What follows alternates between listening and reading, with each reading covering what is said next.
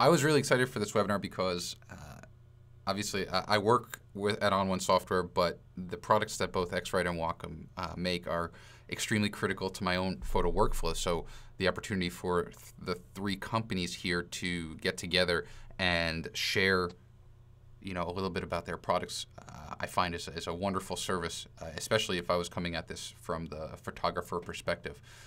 I want to give you a quick intro to my colleagues and my good friends. From the X-Rite side, we've got Brenda Hipscher, who will be talking to you about how X-Rite products fit into the photographer's workflow. Then I've also got Wes Maggio and Techman Joe Slager from Wacom. Now, Wacom is, if you attend any of my webinars, you know just how important my Wacom tablet is to me with my editing. So I'm really excited for them to share with you their products, including the new Intuos 5 tablet system. And then finally, there's me, and I'm with onOne Software. So for those of you who are coming from the X-Rite or Wacom side, welcome. onOne Software, we make 7 award-winning products to help photographers with their image editing workflow, and I'll go over some brief demos of that at the end. So we'll start with Brenda, we'll then go to Wes, and then finally to myself. Now, here's the thing. When Brenda is done with her presentation, she's still going to stay on. So if you have any questions, use the questions module as part of the GoToWebinar control panel. So when you go to the control panel, you'll see a little questions module. Click on the little arrow pointing to the top left. That'll pop the questions window out into its own free-floating window. We're all, me, Wes, Joe, and Brenda are admins here, so we can see everyone's comments. Craig, thank you very much. It's always good to see you. With that, I'm going to kick things off, and actually before I do, I want to remind everyone, we're recording this. It'll be made available on the onOne University. It'll be made available on Wacom's website and on X-Rite's website. So I'm going to hand things over first. Let me just hide my boring slide. I was just complaining of how awful I am at creating slides.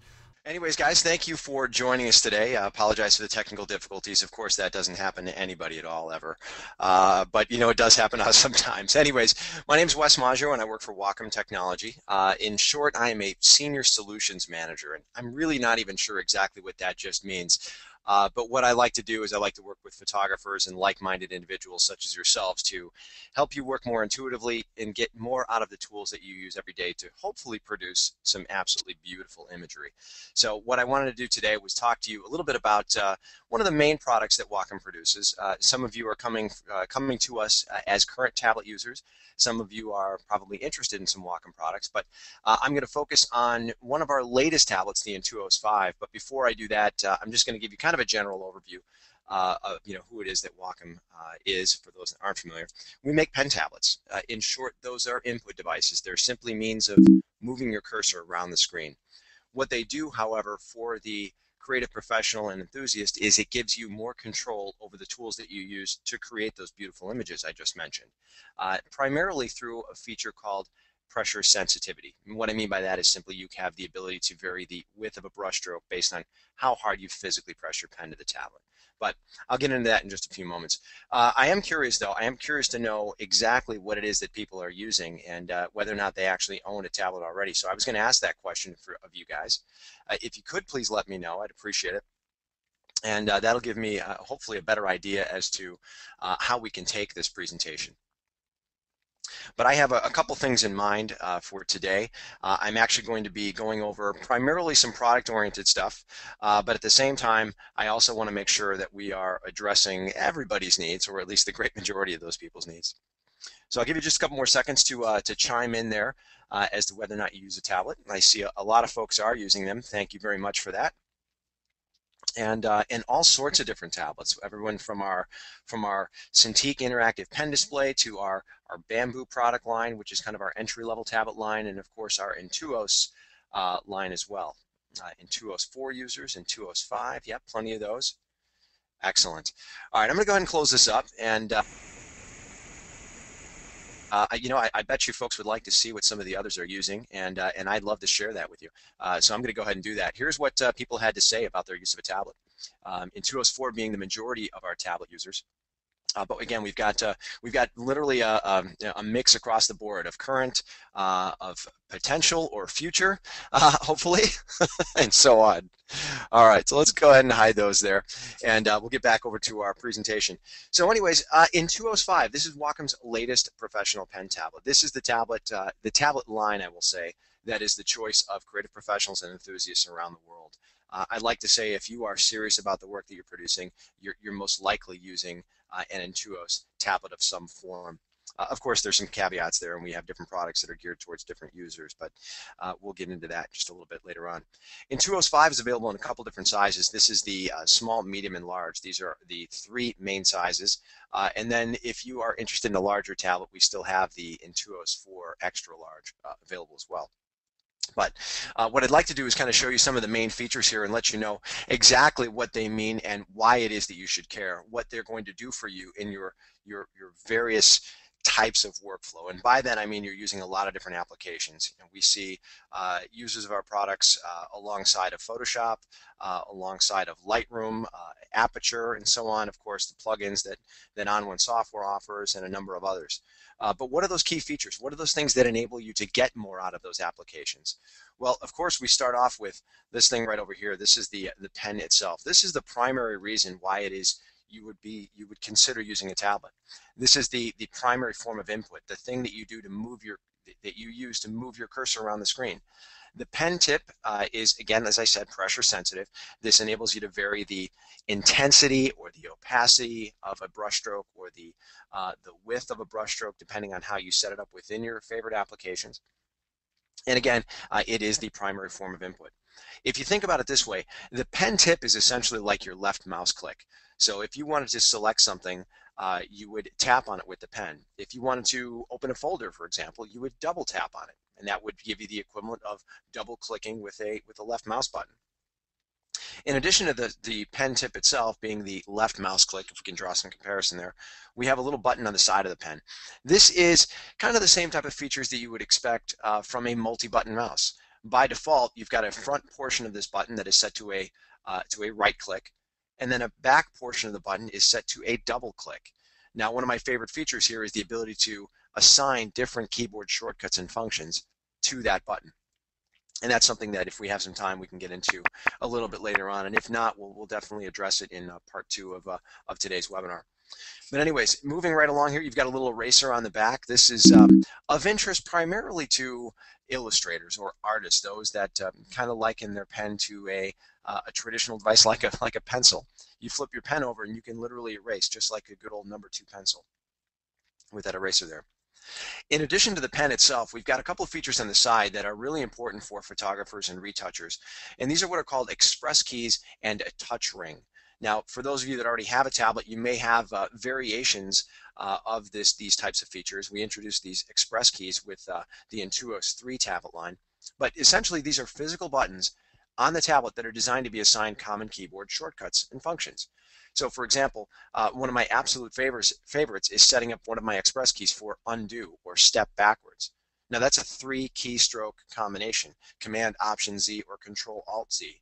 By assigning those 3 keystrokes to just one express key with a single button, I can go ahead and step backwards through my history states. And there's literally no limitation to what you would assign those express keys.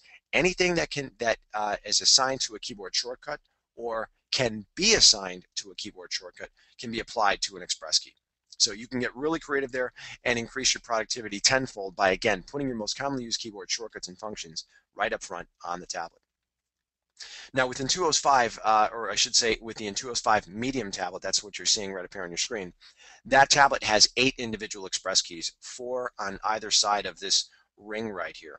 And this ring is what we call a touch ring. And as its name would suggest, you simply touch it and run your finger around that ring to perform a function. Now, in the case of Intuos 5, you can perform 4 individual functions simply by clicking on this little button in the center, and that will change from 4 individual functions. So, for example, increasing or decreasing the size of a brush, zooming in or out of an image, adjusting the opacity sometimes, or again, various forward and backward type of motions. All right, so that's kind of the Intuos 5 tablet right there. Again, by far Wacom's most popular pen tablet line. All right, moving right along. One of the most popular questions that we get, and I venture to bet that even some of the existing tablet users have these same questions. How exactly do you set the tablet up and how does it work? Well, for many people, when they first start using their pen, yeah, it can be a little bit awkward. It's a little bit different. It does a lot of the same things that a mouse will do, but it functions just a little bit different. It works in what we call absolute mode. And by that I mean when you're using your pen, excuse me, on the tablet, you want to resist the temptation of picking it up and scrolling. In fact, if you try to do so, you're going to get pretty frustrated because your cursor is not going to go exactly where you'd like it to. So for example, what I'm going to do here is give you a little bit of a demonstration. This is kind of a simulation that I've put together to show you how this absolute mode works. For example, you'll see my pen is kind of hovering above the tablet, and it's hovering above the tablet within these little corner marks here. These corner marks are what we call the active area. Well, when you want to move your cursor, what you do is you basically hover your pen over the tablet and just kind of move it around and position it over the tablet exactly where you want your cursor to go. So up on your screen, you'll see this little red arrow right there. That's kind of my simulated cursor. Now, imagine if you tried to pick this pen up and use it like a mouse, something like this. Let's say you want to go over and select this paintbrush, and then you pick up your pen and kind of scoot it along. And you kind of scoot it along, and your cursor keeps jumping back. It can be a pretty big form of frustration there. Again, that's because the tablet works in this absolute mode. So where you want your cursor to appear is where you place your pen to the tablet. All right, so that said, I'm just going to take this just a little bit further, and then I'm going to ask the other folks if they're ready to join back in. But what I wanted to do was show you basically what it looks like when you actually use your pen on the tablet. Now what I've done here is I have placed the pen to the tablet. It's actually touching it now. And you'll see up on my display, I've got a little black circle that indicates the brush. Now if I wanted to draw with this brush, again, I keep my pen to the tablet and I can adjust the physical pressure on the tablet to determine how wide or opaque a brushstroke may be. So in the case of my display right up here, what I've done here is I've drawn a stroke from light to dark and thin to thick, simulating pressure sensitivity being adjusted or adjusting the size and the opacity of the brush. So that's really the key thing there. Absolute mode, meaning how the pen works on the tablet, and pressure sensitivity. Those are some of the major differences that you're going to get when you're using a pen versus a mouse. So finally, where exactly do you put this thing? Well, I kind of, if we back up for a moment, this is kind of how I recommend people get started using their tablet. But when it comes time, or when you kind of get comfortable with it, what I sometimes recommend is that you move it around the desk a little bit. And this is actually how I set my tablet up on my desk. I move it off to the right-hand side of my keyboard.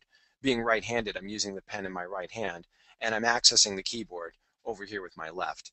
And at the same time, I can also access my express keys and my touch ring with my non-dominant hand, my left hand, just simply reaching over with a single click, performing various functions.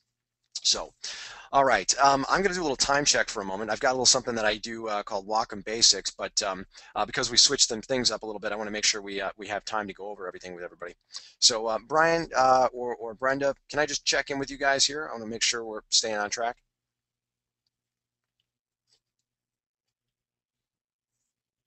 Okay.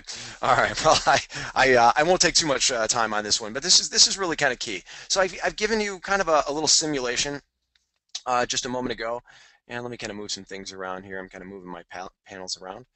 I gave you a little bit of a simulation as to how a pen works over the tablet, meaning that absolute mode.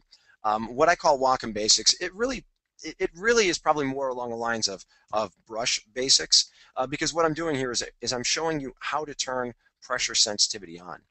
A lot of people ask us, and this holds true for any application. How exactly does my pen work in this application, in that application, and do I have pressure here and there? Well, keep this in mind. You can use a pen in absolutely any application. It could be Word, it could be Excel, it could be a web browser. It doesn't matter. Pen will do everything that the mouse will do. But in applications that support pressure sensitivity, you can vary things such as the size of your brush based on how hard you physically press your pen to the tablet. So, of course, Photoshop being one of the most widely used applications with a tablet, it is pressure sensitive. Again, as is apps like Illustrator and After Effects and Lightroom and Perfect Photo Suite, various modules within the Perfect Photo Suite, and so on. But in order for that application to be pressure sensitive, the developer, such as onOne, for example, needs to build in this functionality. And we work very closely with those developers to make that technology available. So let me do this for you. I'm going to open up a couple of very basic things here. I'm going to come back and talk about what I just did in just a moment. But I want to give you just a basic understanding of how this pressure sensitivity works in more of a true-to-life fashion. So I've just drawn a stroke of color across the screen without any pressure being applied. Okay, so if I clicked my left mouse button and pulled it across my mouse pad, this is what I would get. When I'm using a pressure-sensitive pen from Wacom, I have the ability to turn on pressure sensitivity. Now I'm in Photoshop CS6 right now, and this holds true for literally any version of Photoshop, but most recently Photoshop CS5 and CS6 incorporates these little tablet control buttons up there, or pressure control buttons. I can vary the size of my brush, and let's just grab a nice different color here just for variation. Pressing lightly, gradually pressing a little bit harder, I can vary the size. Let's turn that option off. Let's turn this other option on right over here. Once again, getting a different color, something nice and bright. Same exact motion with the green stroke, pressing light, gradually pressing a little bit heavier. You can see I can adjust the opacity.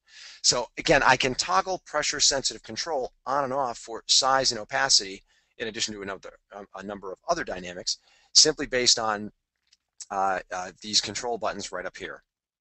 Now, in addition to those, if you happen to be using an older tablet, or excuse me, an older version of Photoshop, you can go to the brushes panel and clicking on shape dynamics, for example. Let me turn these off here. Clicking on shape dynamics, for example, you can also set control for pen pressure down here. And again, a number of other different dynamics. But again, for photographers, here's the thing. I'm going to leave you with something very, very short and sweet that everybody can remember, and then I'll turn it back over to the folks to keep going. Do this for me when you get into Photoshop with your tablet. In fact, tell you what, even if you don't have a tablet, do this for me. Go to your brushes panel. You can hit F5 on the keyboard. I want you to go to Shape Dynamics, and then I want you to go and, I'm sorry, tap on the words Shape Dynamics. Don't just tap on this little checkbox right here. Tap on the words Shape Dynamics. Under Size Jitter, set control for pen pressure. Again, whether you've got a tablet or not, I'd like you to do that. And when you do so, you'll notice in the brush preview window, it's going to vary from thin to thick and back to thin again. Now, for those folks that don't have a tablet, you're going to see a little exclamation point right over here next to control. And if you hover over that, it's going to say you need a tablet to use pen pressure. But I want you to see that this functionality is built right in to Photoshop. You've got this already installed. It's already part of the application. When you install your tablet driver, you literally unlock functionality that's built into the app. And the same kind of functionality holds true for various modules within the Perfect Photo Suite. And I'm going to let Brian talk about some of that stuff a little bit later on. Well, thanks everybody. Sorry about that. You know, it never fails when you're ready to go. Technology sometimes works for us and sometimes works against us. So, well, as I was talking, what I was trying to show you here was xritephoto.com. This is a special website that we've set up for digital photographers, so that the products that are and the solutions for color management that are appropriate for digital photographers are all in one place, so that they're easy to find, and you'll find a lot of things right here on this website.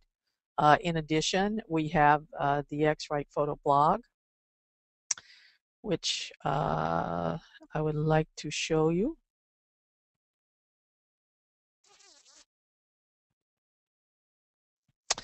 The X-Rite Photo blog, you get to it at blog.xritephoto.com, and as we said, we do our best to give you new product information, to give you updates on software and hardware, to give you interesting posts and topics that you ask us for on social media. We give you photographer features and so forth and so on. Right now, you can notice right here, there's a great video that we shot with Jim DiVitale at Photoshop World in Washington, D.C., which is where I saw Brian and Wes and Joe last, and we all talked about doing this webinar. I hope you'll have a look at it. You'll also find information about new products that we have, the new onOne Pro 2 solutions, special rebates, special bundles, and you can also get to all of our social media right here, as we were saying before. You can find us on Twitter, and we hope you'll follow us there if Twitter's your thing, and obviously we're over on Facebook And if Facebook is more to your liking, please feel free to like us on Facebook. We try to post everything in all these different places so that whatever kind of social media you like most, you can find us there and find us easily. So this is the slide I was hoping you were seeing before, and I can see now that you are seeing it. What we want to talk about for just a few minutes is what we really have to offer you here in the X-Rite imaging portfolio. So a lot of people get confused and they say, well, I know about Color Monkey and I know about onOne solutions, but what's really the difference, and so forth and so on. So let's just have a quick look at this slide and see sort of how we position them for you and how they're set up. The Color Monkey family right now consists of Color Monkey Display and Color Monkey Photo. A lot of people just say Color Monkey. They don't even realize that there are two different products. When Color Monkey Display came out, a lot of people got confused and thought that it was replacing Color Monkey Photo, but they're actually two different kinds of devices. Color Monkey Display is a colorimeter. It's designed for monitors and for projectors. We call it a display solution because both a projector and a monitor are a display where you see your files. Color Monkey Photo also gives you that functionality, and it allows you to profile paper, print, and ink combinations so that you can do custom paper profiles. So Color Monkey Photo is a spectral photometer.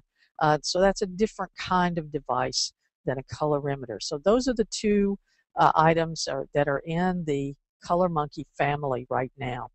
The next thing I want to show you is the Color Checker family right here, which is used by everyone from amateurs to commercial professionals. It's probably the Color Checker Classic may be the most photographed object in the world because people have been using it as a color standard for the last 40 years, literally. So we want you to be aware that color checkers are still there. There are white cards, there are three-step gray cards, and of course there's the very, very popular Color Checker Passport, which I know is one of Brian's favorites. When I first met Brian, that was the first thing that we talked about was Color Checker Passport. We were on a flight from Boston out to the West Coast somewhere, and we basically just talked about Color Checker Passport the whole way out there. So the Color Checker family is still there. These Color Checker Passport comes with the camera calibration software that allows you to make custom DNG profiles for your camera sensor. This is a very important point because it allows you with one click to correct your color and white point, your profile and white point for all the pictures that you've shot in a particular lighting condition on a particular camera. So if you need to match cameras or you want to be able to do your post-production very quickly, camera calibration software, the DNG profiles for your raw camera workflow in Adobe products is really a time saver for a lot of people. And then we have the entire onOne family, and that's what you'll see over here. These solutions are really for professional photo, pre-press, and digital print folks. It starts with the onOne Display Pro, which is also a colorimeter.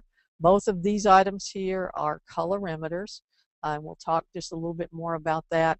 This is again for displays, monitor, and projector. We still have the onOne Publish upgrades, which are software upgrades for your regular onOne Pro device that you may have been using with a software called onOne Match, or you may have been using a Profile Maker or Monaco Profiler. And just released in April is the new onOne Pro 2 spectral photometer. We just did a webinar yesterday that will be archived all about that new onOne Pro 2 spectral photometer. If you'd like to have a look at that, you can check out our webinar archive. So those products are listed right here, the Basic Pro, the Photo Pro, and the Publish Pro 2. There's also an onOne I/O table. It's an automated table for this product right here that allows you to automatically read the charts. And then, of course, the higher end spectral photometers, the sheet-fed spectros that onOne ISIS that allow you to do a higher volume of chart reading. So whatever your needs in the photography industry, we have a solution for you. at a price point and with the features that you need. The Color Monkey products are going to be a simpler, wizard-driven kind of software interface, very easy to use, a very small spectrophotometer in the PhotoMonkey Photo. The onOne products are going to have more advanced software, a lot more bells and whistles, a lot more things that you can change and shift and charts you can build and all those things. So if ease of use and a lower price is what you're after, go with the Color Monkey family. If you want more control and you want a higher end device, then you're looking at the onOne family. So I hope that helps sort of demystify the product line a little bit. So again, I just want to differentiate between the two types of devices. There are colorimeters. Color Monkey Display is a colorimeter, and the onOne Display Pro is a colorimeter. These devices profile monitors and projectors only. You'll hear them described as display solutions because they calibrate and profile displays.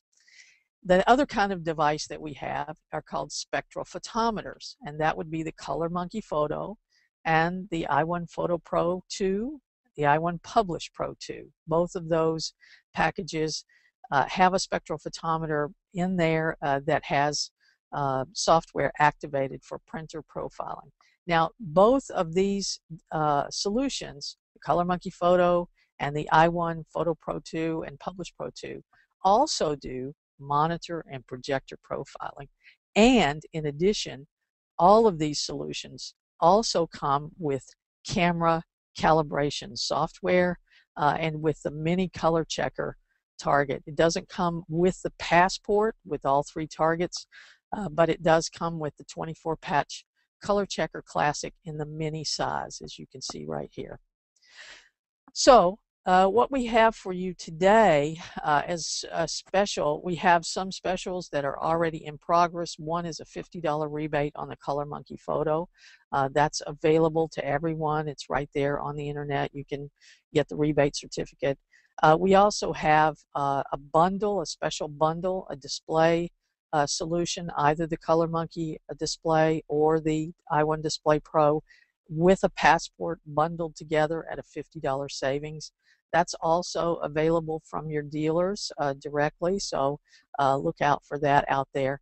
But you will also receive an email after this webinar that will give you, in addition to those two things, a special $25 rebate certificate that you can use on either the Color Monkey Display or the onOne Display Pro.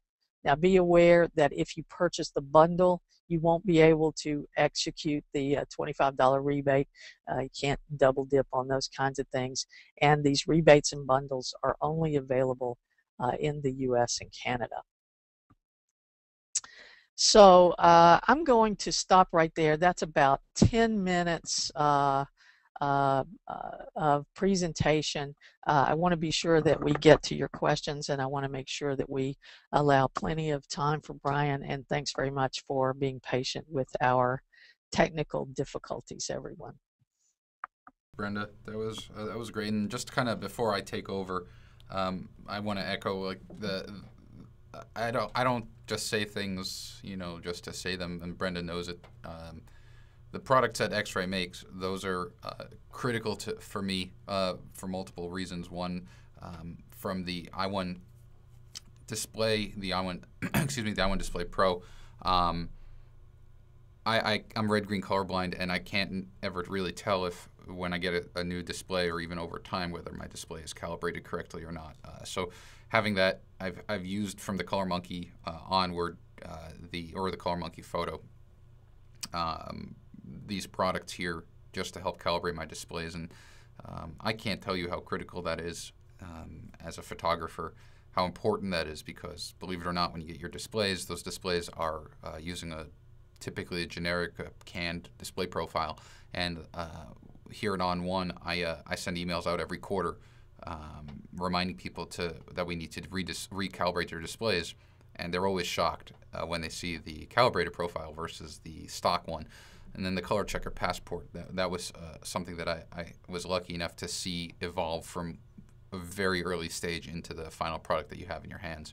Another fantastic tool for someone like me who doesn't really know if they're seeing colors correctly. It helps me get peace of mind. So Brenda, on behalf of all the X-Rite people, I do appreciate it. I'm going to go ahead and start in Lightroom, and I'm going to show you some basics of the Perfect Photo Suite 6 family. Now, I am running on a calibrated display, so thank you, X-Rite, and I am using my Wacom tablet, so thank you, Wacom. I have a tablet at every single computer station that I have. So I have one here at work, I have one at my webinar room, I have one at my desk here at onOne, I have one that travels with me, and then I have one at home. So I live and die by my tablet. My tablet is so critical because, and when Wes was showing the display of how to organize the tablet and the keyboard, I'm left-handed, so it's actually pretty easy for me because I'll have my pen in my left hand, and right on my right hand where people normally use a mouse or a trackpad, I've got the trackpad, so I can do this kind of double-handed, very, very interesting hybrid of work.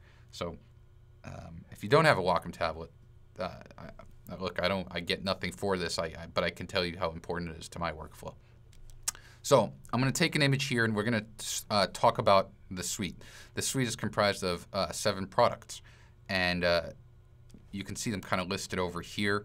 What I'm going to do is I'm going to show you some of them. The first one that I want to show you is Perfect Mask. Now, you'll notice I'm in Lightroom, Adobe Lightroom. Our products are accessible from Lightroom, from Photoshop, CS6 and CS5 and CS4. So there were some questions there. Our programs are accessible there. They're compatible with Photoshop CS6 if you got it through the Creative Cloud. I'm going to Lightroom here. And also we're compatible with Apple Aperture for the Aperture users out there. But from Lightroom, if I go to File, Plug, and Extras, you can see the Perfect Photo Suite. I'm going to send this image here, and what I want to do is I'm going to replace the background of the image. So the background here is pretty plain. It's pretty boring. Normally, masking through this wouldn't be a difficult thing because there's a nice sharp edge, except for the veil. The veil itself is a semi-transparent element, meaning if I were to just here's the layer below. This is the sky I want to replace. If I were to take a regular masking brush, you can see how we're painting through the veil, so we lose that information, which is a problem. What I'm going to do is go into Perfect Mask, and I'm going to show you how we can use our tools to maintain the semi-transparent element here. So what's happening here is Perfect Mask starts grouping colors, and so you can see those color groupings here. So what I did was I hit the number 6 key on my keyboard, or you can go to View, Preview Mode, or rather Mask, Show Mask, Segments. So this is how Perfect Mask works. It essentially groups colors together, but that's not a really helpful view, so we'll go back here. The first thing I'm going to do is I'm going to change my segment size, which is essentially, you can see here the segment size. And if we go back to the view here, remember how before over here we didn't have information? That's critical. Now you might be asking yourself, well, how do I know what segment size to use? And you can see here, all I did was clicked on the eye to bring up the inspector. This segment size slider will be used, will be determined based on what your background is that you want to remove. So this background here you can see is a pretty much uniform color. The more uniform the color, the lower the number. The busier the background, the higher the number. So watch this. All I'm going to do is, let me go back to the regular view. I'm going to bring the inspector up, and I'm going to click on this one button called Remove Background. Click that, and Perfect Mask will instantly remove the background around the edge, which is great. Now what I'm going to do is I'm going to just draw through here to get rid of that little spot. And then I'm going to use my modify brush. So you can see there's a little spot right here if I kind of zoom in that we didn't get. I'm just going to draw right through there, and it automatically preserves all of that information. Now, here's the key. Here's the trick. This is what I want to show you. We still have that boring sky behind the veil. If I take the magic brush, which is this little brush with a snowflake, I don't know why a snowflake is magical. It's beautiful, but I don't know if it's magical. If I just start drawing, you can see how I'm removing the background, but I'm retaining the original veil. And the key is if I go to Mask, Show Mask, and then go to Grayscale, you can actually see that veil. Now you can see that I removed a little bit of her dress as indicated by the little bit of gray. That's not a problem because all I need to do is select my flat brush and then paint it in. So just like this, I can paint that information in, and then there is our mask. Now here's where the proof comes in. I came back into perfect layers with my mask built. If I take that sky layer and I take my move tool, you can see the clouds through the veil. And that's where the importance of this kind of masking is applied. All right, I'm going to move on to another product here just so you can get an idea. And for those of you that are unfamiliar, what we're looking at here is perfect layers. So perfect layers is like the hub of the suite, and you can see all the products listed along the top here. So they start with layers, perfect mask, perfect portrait, effects, focal point, photo frame, and perfect resize. I'm going to go to perfect effects now, which is without a doubt my favorite product. I use this pretty much every day. So I'm going to send this over to the suite from Lightroom, and this is a non-destructive workflow, meaning when we send an image that is essentially a JPEG or a TIFF or a RAW file, we automatically create a PSD copy. So PSD is Adobe Photoshop's file format. So you're not ever actually working on your original JPEG or your RAW file. You're working on a duplicate PSD. This gives you layered support. So I'm going to send the image over to Perfect Effects now, and we're going to start working on the image. When you are new to a product in the suite, you're going to get this kind of live, kind of like a wizard. So all you do is you tap through. It's designed to help you through getting started. And it only comes up once, so you don't have to worry about it. All right, so here's what I want to do. I want to change the look of this image. I took this image at Multnomah Falls, and I want to change the overall look of it so that it doesn't look so flat. The reason why it's looking flat right now is because there was a lot of water mist that was just essentially jumping off of the waterfall, and you can see how it just gives it a very, very flat look. If I go ahead to the color and tone category, and you can see all of the categories of effects are listed here. If I go to the color and tone and scroll all the way to the right, with my Wacom tablet, I'm going to select tonal contrast. And when I select that, it immediately cuts through all of that haze. Now, the thing is, this is very strong. The strength of the slider is right here, or rather the strength of the effect is controlled by the slider. So if I bring the slider down to 0 and then slowly bring it up, you can see how I'm able to cut through a lot of that haze. I'm going to hit Add, because in Perfect Effects, you can actually stack effects on top of each other. Every time you hit Add, we re-render the preview so that every single new preview incorporates the latest update. So what I want to do here is I want to give this image an overall cool tone. If I go to the photo filters category where we simulate those filters that you would put on the front or the back of your lens, you can see we've got some of the most popular ones here. I'm going to select this one simply called blue to add a blue filter. And you can see how it gives the image a really nice blue cooler tone. What I want to do though is I don't want the rock necessarily, this boulder, to be blue. So I'm going to take my masking brush and I'm essentially going to paint it out. Now here's something that's pretty cool. Wes kind of brought up the pressure sensitivity of the Wacom tablets. Well, we really believe in Wacom. We believe in their products, so much so that we have specific controls. You can see right here on the inspector, with the Wacom pressure sensitivity that you get, you can control the brush size, the brush opacity, or both. So I use it for the brush opacity. Essentially, the lighter I press, the lower the strength of my brushes, and then the harder I press, the stronger or more of the effect will be removed. So as you see how I'm softly pressing right now, look at that brush strength. And also if I bring up the mask, I'm going to bring up my mask and I'm going to show you in grayscale. You see how I'm slowly building pressure? Now where is that helpful? Well, I'll show you. Where it's helpful is along the edges here. Inside here, I want to remove that entire effect. And you can see that I actually messed up right over there, but I can fix that. Where I want to get lower opacity is at the edges, because I want to minimize the kind of bleed of the mask. And so I'm getting along here, and I'm essentially just kind of getting that. So to me, that's a critical feature of having a Wacom tablet. And I saw a few questions whether the suite supports Wacom tablets. Not only do we support it the way Wes said in terms of using it as a device as opposed to a mouse, which I can't stand, but I can actually use it to refine my masks. So I'm going to change that painting mode from paint out to paint in. I'm going to drop my brush size, which, guess what, I can control with my touch ring on my Wacom tablet. And I essentially just restored that information there. So if I bring up my mask, you can see here that I still need to bring, I'm going to put this to an overlay. I need to get, oops, more information here. My mask is not fully built. Okay, enough watching Brian mask, and it is, there would be more refinement here. I'm going to hit add. Now notice how the previews all re-render. They all have the blue photo filter and the tonal contrast applied. I'm going to go ahead now to another photo filter called Green Enhancer. Why do I want Green Enhancer? Because I want to pop the green on the boulder. Now, right now, Green Enhancer is applying to everything, the entire image. I only wanted to apply to this area here. So how can I do that? Well, I can go back to this layer here with the blue photo filter, which is essentially the blue's applying everywhere but the rock.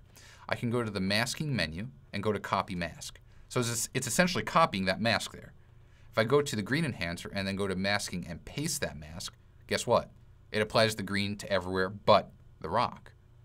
So if I go to masking and then finally invert mask, it flips the mask. So now it's only applied to the rock. I'll hit add. And then I'm going to go to the glow category because I want to give this an ethereal feel. And I'm going to go to one of my favorite effects in Perfect Effects called Deep Forest. I'm going to bring that slider down to 0 because at 100% here you can see it's a bit strong. But I'll bring it up about halfway. And you can see how it gives the image a really nice ethereal feel. So if I hide the effects bar and I go Command P to essentially toggle the before and then Command P or Control P on Windows, you can see the before and the after.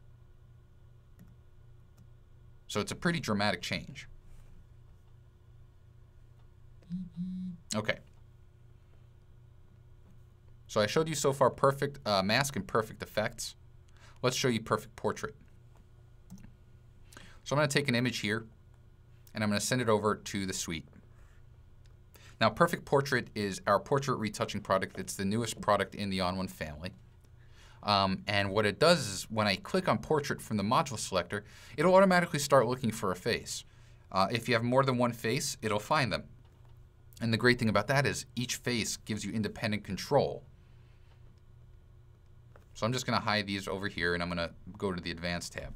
Now, here's what I'm going to do. I'm going to go ahead and I'm going to turn off all of the sliders because by default what Perfect Portrait does is it starts looking for skin color and then it'll remove a color cast, but it will also start fixing the skin for you, which I don't want.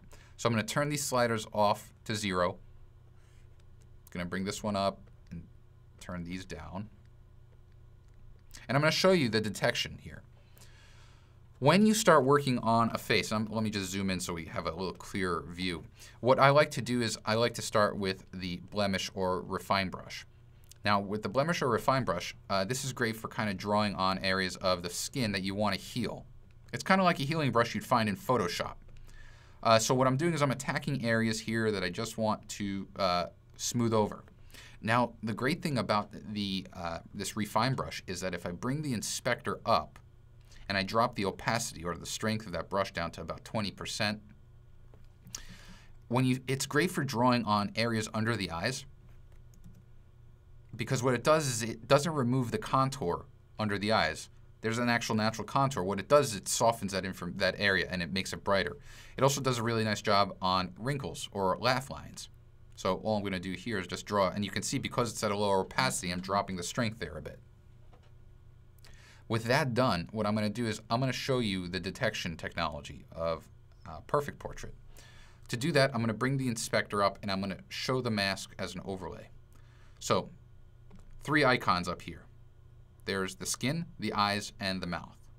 The skin is showing you what areas were detected for the skin. You can see that it did a pretty darn good job of detecting the skin, but we want to refine it, and we can. What I can do is I can select to draw out. I don't want skin retouching. The reason why the hair was detected is because the skin color and her hair color were very similar.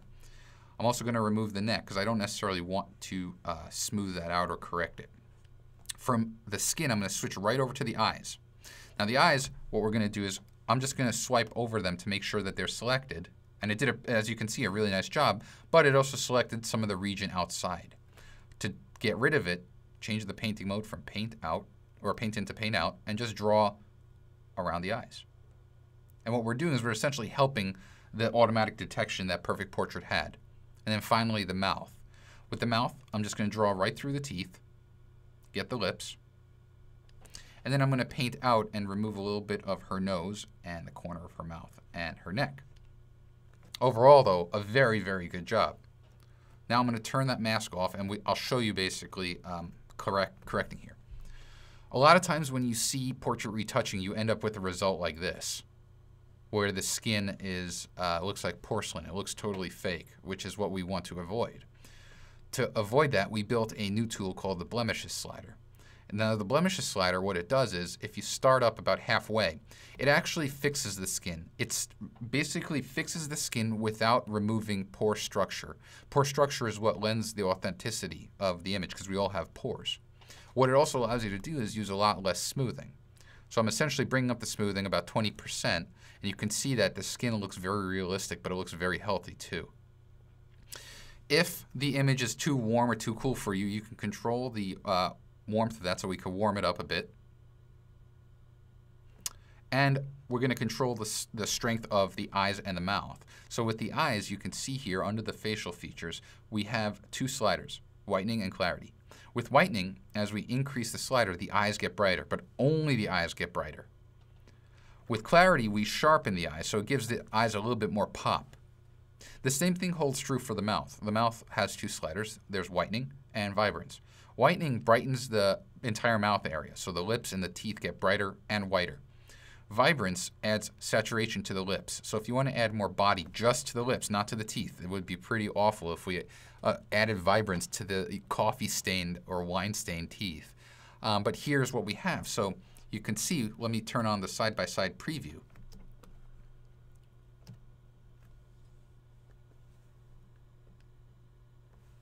There's the original image, which is not color corrected, meaning there's a color cast on her, to the corrected image. And you can see the significant improvement there.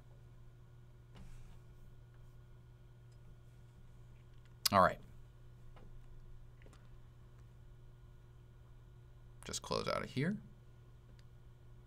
And then one last product I want to show you, and that is Focal Point. So with Focal Point, I'm going to send this image over. This image was taken by Andy Marcus of Fred Marcus Studio, or photography technically, I guess. I'm going to close this out here. And what I want to do, and I'm going to do this really quickly, is I want to show you the point of Focal Point. With Focal Point, we have a focus bug. And anywhere we put the bug, the area is in focus, and anything outside of the bug is out of focus.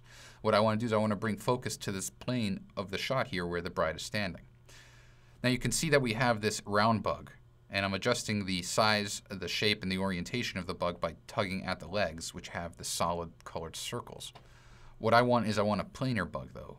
I don't want a spot focus. I want a full plane. So if I change the shape from round to planar, we have our planar bug. Now I'm going to put that bug vertically along the right side of the frame. Now you might be saying, all right, Brian, that's all well and good, but the image looks awful. And it does, because there's too much blur. And this is something that I always try to teach on my webinars. The amount slider here under the blur panel in Focal Point controls the strength of that blur. 30% is the default, and it's way too strong. So what I want to do is I want to drop that down to about 7. All of a sudden now we have a really nice, realistic plane of focus. How could this be achieved? This could be achieved very simply if you spent $2,000 on a tilt shift lens and you tilted your camera or the front of your lens correctly so that the right side of the frame is in focus and the left side is out of focus. But since we don't necessarily want to spend $2,000, we can use the Focal Point software that comes with the suite. So if I drop the brightness of the blur and boost the contrast, guess what? Your eyes go straight to her, because your eyes go to the brightest, sharpest part of any image first. That's how it works. So I made her brightest and sharpest, and I've achieved exactly what I wanted. Now, if I want to create more of a linear path using these specular highlights, I can use the highlight bloom slider and boost that out. So you can see the before and the after. And one of the other nice things that we did was we removed the distraction of this flag over here by rendering it out of focus. Okay, so with that, we are pretty much out of time, but I also wanted to show you really quickly. If you go to the onOne website, we have also a promotion going on right now. Normally the suite itself is $299.95, but expiring tomorrow, I believe, you can save $100 and get the entire suite, all 7 products, for $199.95. This is basically the best deal you'll see this year. You can go to onOneSoftware.com to learn more about it. We also have a university page, which is essentially what I manage, which has hundreds and hundreds of videos on how to use the products, as well as archived webinars. So I know that the Wacom guys and Brenda at X-Rite will be archiving this webinar themselves. We will also get it here at the onOne University. So there will be it will not be difficult at all to find our products. So with that, I want to thank everyone for joining. Wes, Joe, Brenda. I actually had one slide I did want to share with everybody, if that's cool with you. Okay, so everybody should be seeing that right there. I know a number of people have asked about a Wacom offer. I apologize, but I do not have a special at this time, but I did want to put up these resources for you guys to take a look at and to access at your leisure. You know, many of us mentioned Facebook and Twitter and so on. You can find us in both places, facebook.com/Wacom as well for Twitter. A lot of the videos that we put up, including those previously recorded webinars similar to the one today, we have on our YouTube channel at you can find that at youtube.com/Wacom, and then there is a webinar playlist. But the other source of information that I wanted to point you to was the blogs that we recently launched, blogs.wacom.com. We're putting a number of different tips and tricks up there, and we've actually got something up there from Brian as well. We're in the process of building that site out, or building that area of our site out. So if you don't see something up there you want, definitely let us know. You can email us. It's not on this slide here, but you can email us at Wacom in terms of content like that at webinars@wacom.com. So you can find us there. But I will say thank you, and I'll let Brian or Brenda say their thanks, and we look forward to seeing you again sometime. Yeah, thank you all, and thanks for so many great questions. I've just had a great time here answering all your questions, and I hope I got them all. In the event that I didn't get them all, please feel free to email me at brenda@xritephoto.com. Be happy to be in touch with you. Read the blog, catch up with us on Facebook and Twitter. As Wes said, we're always, all 3 of us are very interested in hearing what you have to say about our products. So just finally, I want to first thank Wes, Joe, and Brenda for doing this. We actually have next month another webinar for all of you guys. Same 3 companies, but a much more creative, essentially showing how all 3 products tie in together specifically, not so much about what we make, but how we use them. So look forward to that in June. We'll get the information up very soon so everyone could register. So yeah, with that, thank you again for your attendance, your attention, and we look forward to seeing you at future webinars. All 3 companies have their own awesome webinars, so be sure to check them out. And if you have any questions for onOne Software, just email us at connect@ononesoftware.com. Brenda, Joe, Wes, thank you very much, and I will be speaking with you shortly. Bye-bye.